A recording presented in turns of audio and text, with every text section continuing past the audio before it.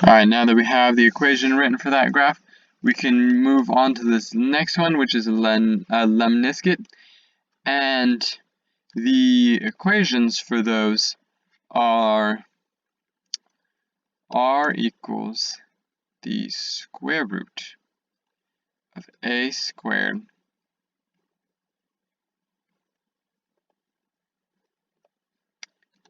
cosine 2 theta, or r equals the square root of a squared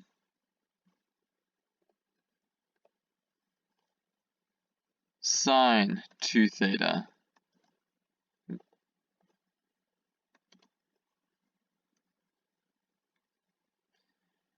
Alright, and the way to tell the difference is cosine is going to have it centered around the x-axis, while sine is going to have symmetry that comes around the origin.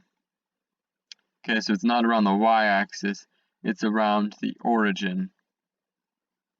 Okay, so we know here that we have cosine, and once again, when cosine reaches its max value, or even cosine 2 theta, it's going to equal 1.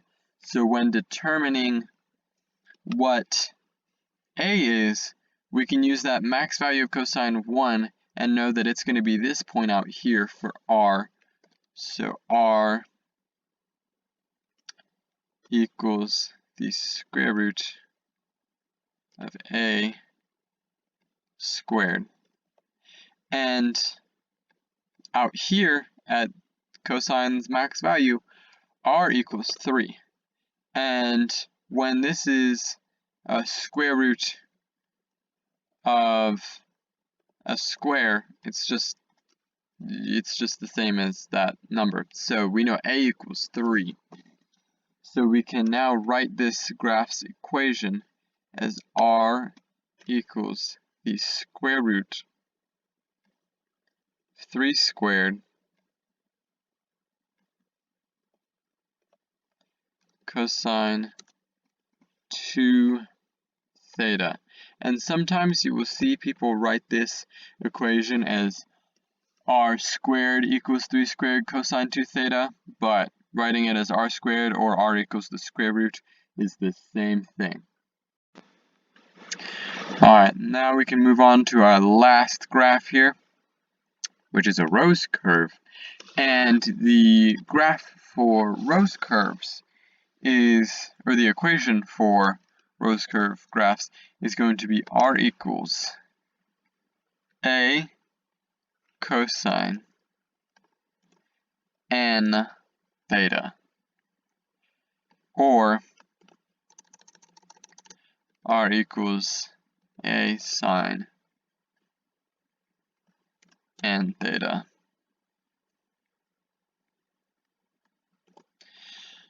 Alright, and the way to tell the difference is cosine is going to have one of the petals centered around the x-axis, and sine is not going to. So you can just look for this positive x-axis and tell the difference. And the way to determine n is to count the petals. And if it's odd, then n is going to be odd. If it's even, n is going to be even, but n is going to be half the number of petals.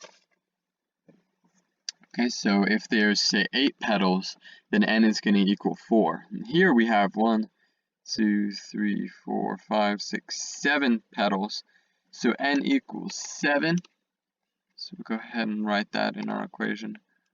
R equals a cosine 7 theta.